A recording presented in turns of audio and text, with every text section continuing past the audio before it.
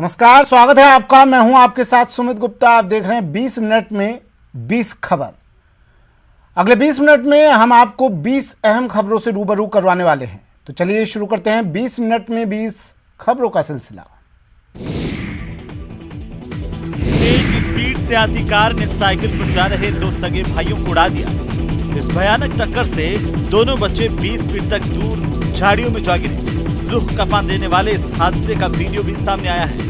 दोनों की हालत गंभीर है। एक भाई को हनुमानगढ़ जबकि दूसरे की हालत को देखते हुए इसे बीकानेर रेफर किया गया है। घटना हनुमानगढ़ जिले के फेफाना थाना इलाके की है। जानकारी के अनुसार जसाना के रहने वाले देवीलाल नायक के बेटे सुरेंद्र और रोबिन खेलते खेलते गांव के पास पेट्रोल पंप की तरफ चले गए थे। इसके बाद जैसे ही वे घर की तरफ जाने के लिए पेट्रोल पंप के सामने से सड़क पर आए, तभी काफी तेज गति से आ रही कार ने उन्हें अपनी चपेट में ले लिया। पुलिस के मुताबिक दोनों भाइयों को टक्कर मारते हुए ड्राइवर कार समेत फरार हो गया। ये टक्कर इतनी जबरदस्त थी कि साइकिल चला रहे और पीछे बैठे दोनों बच्चे हवा में उछल गए। वे सड़क के किनारे गिरे।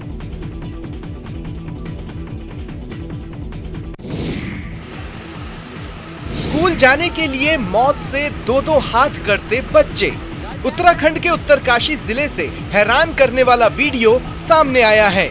देखिए, बच्चे स्कूल जाने के लिए रोज मौत से खेलते हैं। देखिए कैसे जुगाड़ के सहारे बच्चे उफनते बरसाती नाले को पार कर रहे हैं।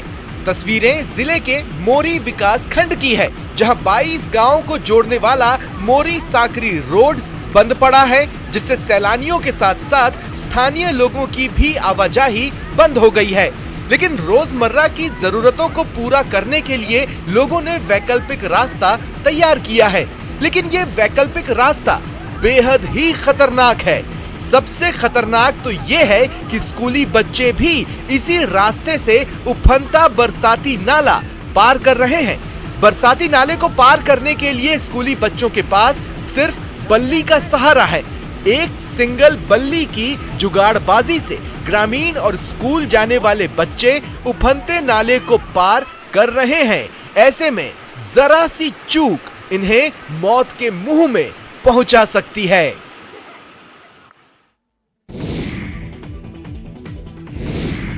सरकारी स्कूलों में बेहतर शिक्षा और सुविधाओं की बात करते सरकार थकती नहीं है, लेकिन सरकारी स्कूलों की हालत कैसी है उसका अंदाजा सिरोही जिले के इस स्कूल को देखकर लगाया जा सकता है। जिले के टकारिया स्कूल की बिल्डिंग पिछले 4 सालों से जर्जर अवस्था में है।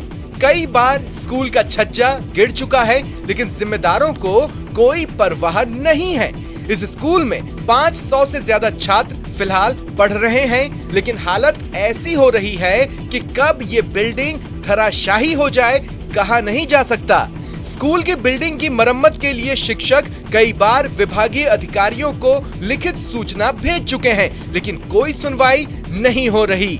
बताया जा रहा है कि स्कूल की बिल्डिंग 40 साल पुरानी हो चुकी है और इन 40 सालों में कभी भी कोई मरम्मत का काम नहीं हुआ, लिहाजा बिल्डिंग की हालत खराब होती गई और अब तो उस स्थिति में पहुंच गई है कि यहाँ कभी भी बड़ा हादसा हो सकता है। प्रदेश की स्वास्थ्य सेवाएं कितनी बदहाल हैं, इसका जीता जागता नमूना है बूंदी का सरकारी अस्पताल। ग्रेड ए के इस अस्पताल में डॉक्टर कभी समय पर नहीं आते हैं, लिहाजा मरीजों को घंटों लाइन में खड़े होकर इंतजार करना पड़ता है।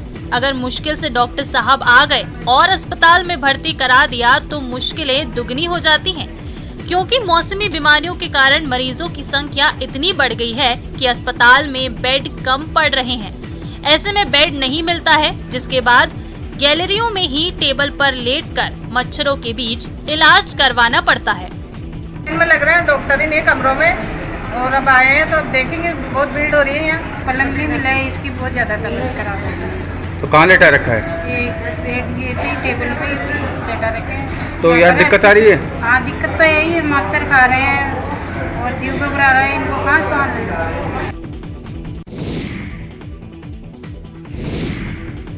ये काटा, ये मारा।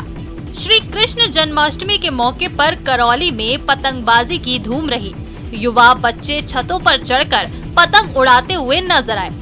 कृष्ण जन्माष्टमी के अवसर पर जिले में पतंगबाजी की पुरानी परंपरा रही है। करौली सहित हिंडौन, मासलपुर, मंडरायल, सपोटरा और इलाकों में लोगों ने जमकर पतंगबाजी की।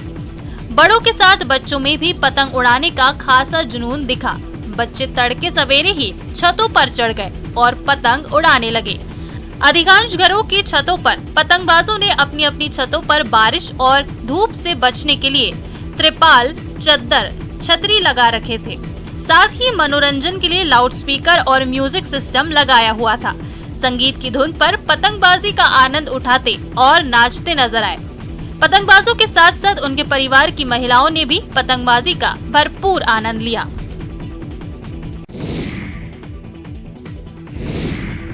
प्रदेश में कुछ दिनों के ब्रेक के बाद एक बार फिर से भारी बारिश का दौर शुरू होने वाला है। मौसम विभाग ने 21 से 22 अगस्त से प्रदेश में फिर भारी बारिश की चेतावनी दी है। मौसम विभाग के अनुसार बंगाल की खाड़ी और बांग्लादेश के तट पर एक और नया गहरा कम दबाव का क्षेत्र बन गया है, जिसके अगले 1-2 दिनों में ओडिशा, झारखंड, एमपी, यूपी से होते हुए पश्चिम उत्तर दिशा में आगे बढ़ने की प्रबल संभावना है। मौसम विभाग के निदेशक राधेश्याम शर्मा ने बताया कि इस तंत्र के असर से पूर्वी राजस्थान के कोटा, भरतपुर संभाग के जिलों में भारी बारिश हो सकती है।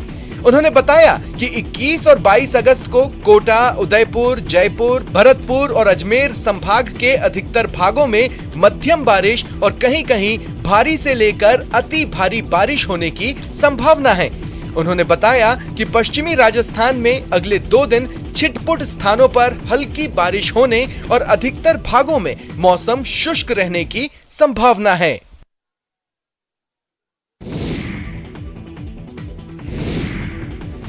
भगवान श्री कृष्ण के जन्मोत्सव श्री कृष्ण जन्माष्टमी का उत्साह पूरे देश में छाया हुआ है। उदयपुर में श्री कृष्ण जन्माष्टमी की धूम है। शहर के प्रसिद्ध मंदिर में सुबह से भक्तों के पहुंचने का सिलसिला शुरू हो गया। महिलाएं कृष्ण जन्म से जुड़े भजन गाती हुई झूमती नजर आई। इधर जगदीश मंदिर में भी जन्माष्टमी की धूम रही। इस दौरान मंदिर में भक्तों की खासी भीड़ रही। वहीं शिव दल की ओर से नेताजी सुभाष चंद्र बोस चौराहे पर कृष्ण जन्माष्टमी पर विशाल मटकी फोड़ प्रतियोगिता का आयोजन किया गया।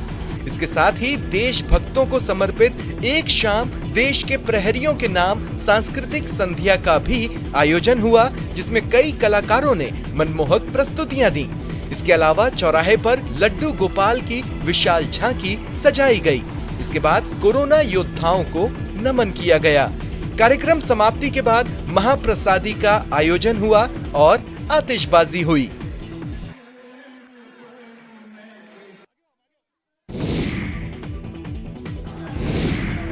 भरतपुर में जन्माष्टमी के पावन पर्व पर सुबह से ही मंदिरों में भक्तों का खासा उत्साह देखने को मिला।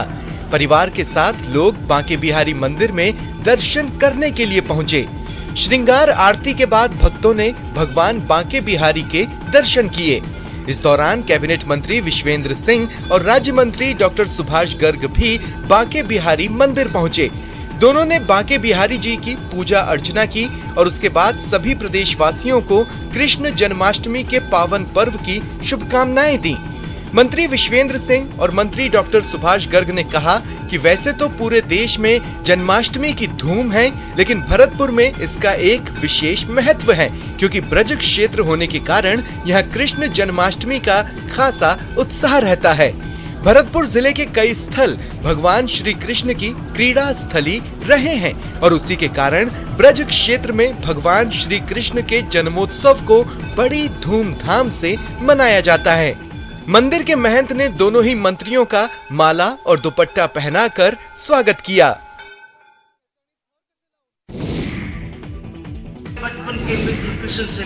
अलवर के प्रजापिता ब्रह्मा कुमारी ईश्वरीय विश्वविद्यालय के काला कुआं केंद्र पर गुरुवार को श्री कृष्ण जन्माष्टमी मनाई गई। इस अवसर पर छोटे छोटे बच्चों ने राधा कृष्ण बनकर सुंदर नृत्य प्रस्तुत किया। सभी ने हर्षोल्लास के साथ श्री कृष्ण के छोटे नटखट रूप को झूला झुलाया और साथ में रास किया। गायक कलाकार कुमार शुभम ने श्री कृष्ण जन्मोत्सव का मनमोहक गीत गाकर सभी को भाव विभोर कर दिया। इस मौके पर माखन मिश्री का भोग लगाकर सभी को प्रसाद वितरित किया गया।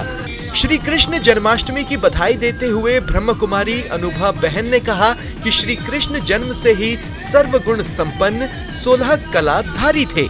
उनका राज्य पवित्रता सुख शांति से संपन्न था। इस मौके पर चैतन्य झांकियां सजाई गईं, जिसमें श्री कृष्ण के विविध बाल लीलाओं का दर्शन कर भक्तजन भाव विभोर हुए। श्री कृष्ण सुदामा मिलन, राधे कृष्ण का भव्य दरबार, माखन खाते हुए, झूला झूलते हुए, गौ चराते हुए, रास रचाते हुए, यशोदा मैया के पालने में झूलते हुए दृश्यों का सजीव चित्रण किया गया।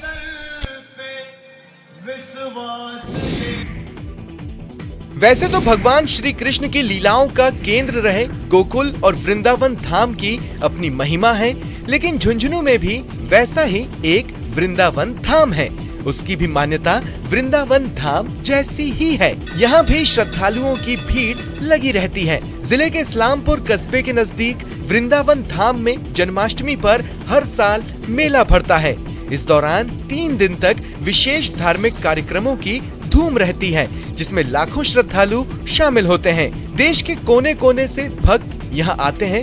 इसे दूसरा वृंदावन धाम कहने के पीछे एक बड़ी वजह जुड़ी हुई है। कहते हैं कि मथुरा के हरिदास जी महाराज ने अपने एक शिष्य को देश में दूसरा वृंदावन धाम स्थापित करने का आदेश दिया था, जिसके बाद शिष्य पुरुषोत्तम दास जी ने 500 साल पहले इस्लामपुर के पास काटली नदी के मुहाने पर इसकी स्थापना की थी। मान्यता है कि बाबा पुरुषोत्तम दास ने यहाँ एक पेड़ के नीचे तपस्या की थी। उस पेड़ के नीचे आसपास की गायें आकर रुकती थीं, जिनसे बाबा को बहुत स्नेह था। जिस पेड़ के नीचे उन्होंने तपस्या की, उसे आज पंच पेड़ के नाम से जाना जाता है। यहाँ आने वाले श्रद्धालु पेड़ की परिक्रमा कर मन्नत के धागे और नारियल बांधते हैं। बोधगया के पश्चिमी नावा में जमुने नदी के पास भूमि विवाद में 2 पक्षों के बीच जमकर मारपीट हुई। इस दौरान एक पक्ष ने पुलिस की मौजूदगी में 7 राउंड फायरिंग की, जिससे वहां दहशत फैल गया और लोग मौके से फरार हो गए। घटना के बाद पुलिस मामले की जांच में जुट गई है। ग्रामीणों ने बताया कि भूमि पर महादलित परिवार कई सालों से रहते आ रहे हैं, जहां ब्रोकर के साथ 50 से 60 की संख्या में लोग जमीन में बाउंड्री करने के लिए सीमेंट, बालू, छर्री और छड़ साथ में लाए थे। वो लोग पाइलिंग करने के लिए ट्रैक्टर भी लाए थे। इसी दौरान दोनों पक्षों में मारपीट शुरू हो गई, जिसके बाद इधर से भी ग्रामीणों ने ईंट और पत्थर उठा लिया और ब्रोकर पर फेंकने लगे। दोनों पक्षों की ओर से जमकर ईंट पत्थर चले। इतने में ब्रोकर के साथ आए लोगों ने 6 से 7 राउंड गोलियां चलाई, लेकिन वहां मौजूद पुलिस मूक दर्शक बन देखती रही। फायरिंग का वीडियो भी सोशल मीडिया पर वायरल हो रहा है। वहीं पुलिस पूरे मामले की जांच में जुट गई है।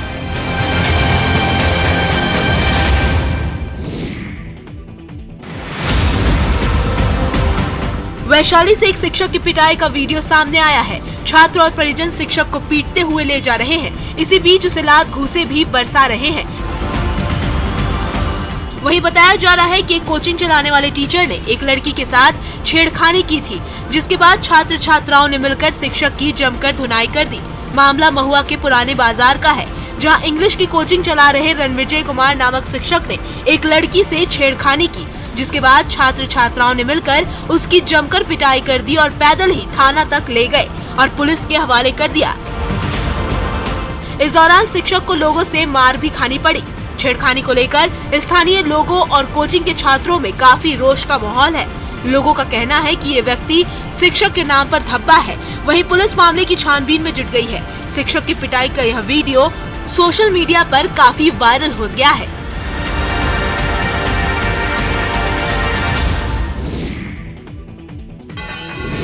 रक्षाबंधन पर्व के बाद से मेवाड़ संभाग की भील जनजाति का गवरी नृत्य शुरू हो चुका है। भील समाज के लोग जगह जगह पर गवरी नृत्य का मंचन कर रहे हैं और गोरजिया माता के साथ भगवान शिव पार्वती की पूजा कर रहे हैं। मेवाड़ के प्रसिद्ध लोक नाट्य गवरी नृत्य की धूम ठंडी राखी के दिन से शुरू हुई है, जो 40 दिन तक चलेगी। इस लोक नृत्य में पौराणिक घटनाओं के साथ मौजूदा पुलिस प्रशासन, समाज की व्यवस्थाओं का मंचन कर वनवासी कलाकार 40 दिन तक दर्शकों का मनोरंजन करते हैं। लोक नाट्यों के माध्यम से ये कलाकार समाज में व्याप्त सामाजिक, राजनीतिक, आर्थिक और सांस्कृतिक परंपरा पर व्यंग कसते दिखाई देते हैं। एक और मेवाड़ी बोली के साथ खड़ी बोली, इंग्लिश मिश्रित कर हास्य संवादों से ग्रामीणों में गुदगुदी मचाए रखते हैं। गवरी में अमूमन पुरुष कलाकार होते हैं जो 40 दिन तक गोरज्जिया माता की पूजा अर्चना कर उनके नाम का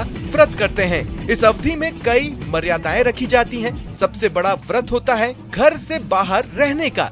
इस दौरान ब्रह्मचर्य का पालन करते हैं और मांस, शराब आदि से दूर रहते हैं। जूते नहीं पहनते हैं और 1.25 महीने तक हरी सब्जी का सेवन नहीं करते हैं। इस अवधि में सिर्फ एक दिन जल झूलनी एकादशी पर ही स्नान करते हैं। गुजरात में पिछले 2 दिनों की भारी बारिश ने जनजीवन अस्त व्यस्त कर दिया है। भारी बारिश के कारण सूरत के हालात खराब हो गए हैं। शहर के मीठी खादी और आसपास के निचले इलाकों में बाढ़ जैसे हालात पैदा हो गए हैं। यहाँ सड़कें नदियों में तब्दील हो गई हैं, जबकि कई घरों में पानी भर गया है। झोपड़ियाँ तो पूरी तरह बाढ़ की चपेट में आ गई है। सड़कों पर पानी भरने से लोगों को आवाजाही में काफी परेशानियों का सामना करना पड़ रहा है। कमर्शियल एरिया में भी जल भराव हो जाने से लोगों की मुश्किलें बढ़ गई हैं। वहीं भारी बारिश के कारण गुजरात के करीब 50 बांध पूरी तरह भर चुके हैं। चर्चित सरदार सरोवर नर्मदा बांध करीब 86% पानी से भर गया है। बांध में अभी भी 7.5 लाख क्यूसेक पानी की आवक है, जबकि इसके 23 दरवाजे खोलकर 5.5 लाख क्यूसेक पानी छोड़ा जा रहा है।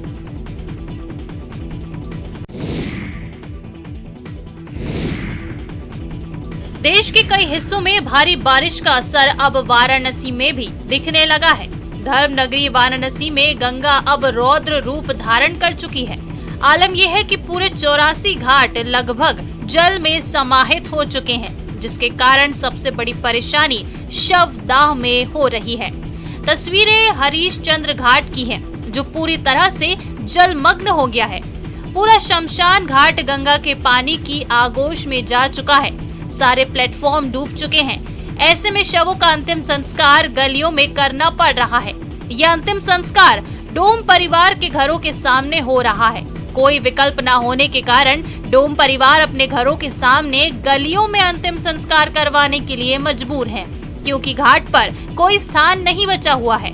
सारा का सारा पानी में डूब चुका है।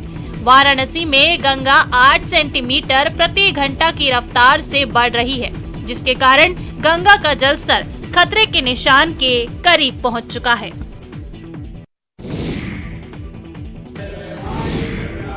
प्रयागराज में संगम तट पर स्थित बड़े और लेटे हनुमान जी को मां गंगा ने स्नान करा दिया है।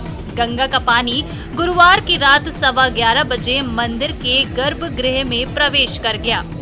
जैसे ही सीढ़ियों से मां गंगा ने गर्भगृह में प्रवेश किया, हर तरफ जयकारे गूंजने लगे। मां गंगा की जय, बजरंग बली की जय और हर हर महादेव के जयकारे से पूरा वातावरण भक्तिमय हो गया।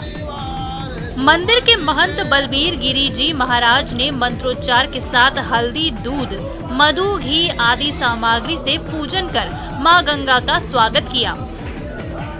इस मौके पर प्रयागराज के एसएसपी शैलेश पांडे भी मौजूद रहे। हनुमान मंदिर में गंगा जल के प्रवेश करने के बाद प्रतिमा के ऊपर सफेद चादर बिछा दी गई और मंदिर का कपाट बंद कर दिया गया। बाढ़ रहने तक बड़े हनुमान मंदिर में पूजन अर्चन का काम बंद रहेगा। भक्तों के दर्शन के लिए बजरंग बली की छोटी प्रतिमा बाहर रख दी गई है।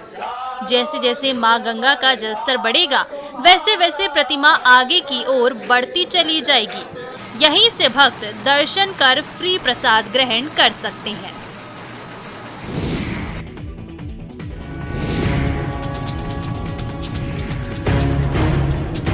खरगोन जिले की पर्यटन नगरी महेश्वर में नर्मदा नदी उफान पर है। अहिल्या घाट सहित सभी घाट पानी में डूब गए। प्राचीन ऐतिहासिक किले की दीवार तक पानी पहुंच गया। हालांकि अभी नर्मदा नदी खतरे के निशान से करीब 2 मीटर नीचे बह रही है। नर्मदा नदी के बीच बने बालेश्वर मंदिर और घाट पर स्थित अधिकांश मंदिरों का करीब आधा हिस्सा पानी में डूब चुका है। प्रशासन ने इन मंदिरों में आवाजाही पर पहले ही रोक लगा रखी है। पिछले 4 दिन से किला के मुख्य गेट को भी बंद कर रखा गया है। प्रशासन ने हाई अलर्ट जारी कर पुलिस और गोताखोरों को तैनात कर रखा है। घाट पर अस्थायी दुकानों को हटा दिया गया है ताकि कोई हादसा ना हो। दरअसल बरगी, ओमकारेश्वर और इंदिरा सागर बांध के गेट खुलने से नर्मदा का जलस्तर लगातार बढ़ता ही जा रहा है।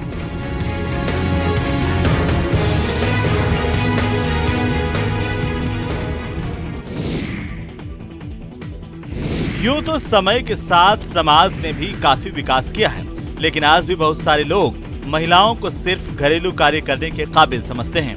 लेकिन धौलपुर जिले में 8वीं और 10वीं कक्षा तक पढ़ी लिखी महिलाओं ने लाखों रुपए का ऐसा बाजार खड़ा कर दिया है जहां सभी सुविधाएं उपलब्ध हैं। यहां पर जूते चप्पल से लेकर घर गृहस्थी का हर सामान मिलता है। खास बात यह है कि यहां पर दुकानदार भी महिलाएं ही हैं। जी हां, हम बात कर रहे हैं सहेली सुपरमार्केट की, जो जिले के सेपऊ उपखंड के बसई नवाब कस्बे में सेपऊ रोड पर स्थित है।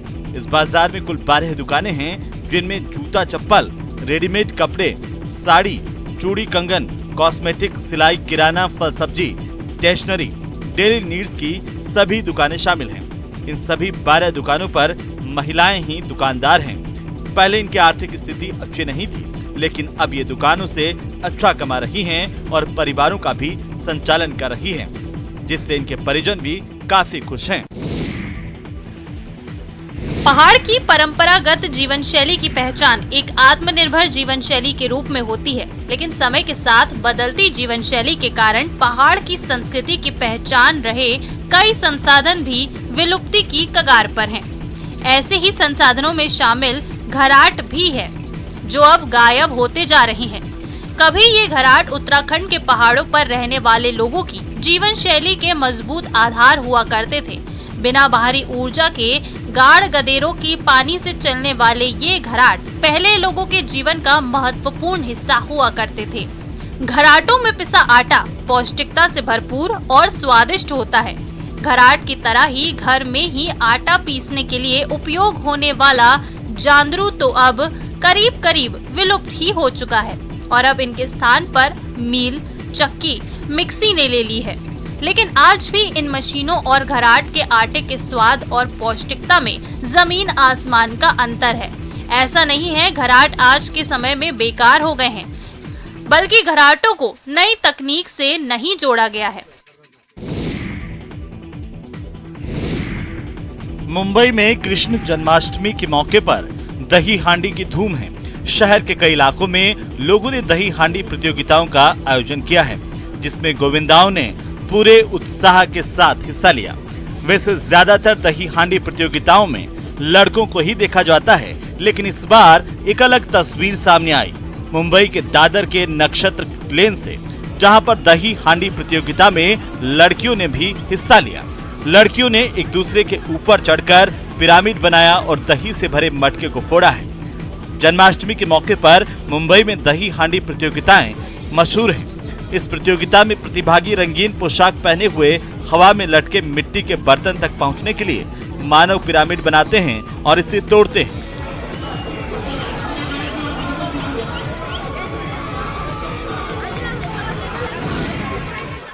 चलिए, बुलेटिन में फिलहाल इतना ही।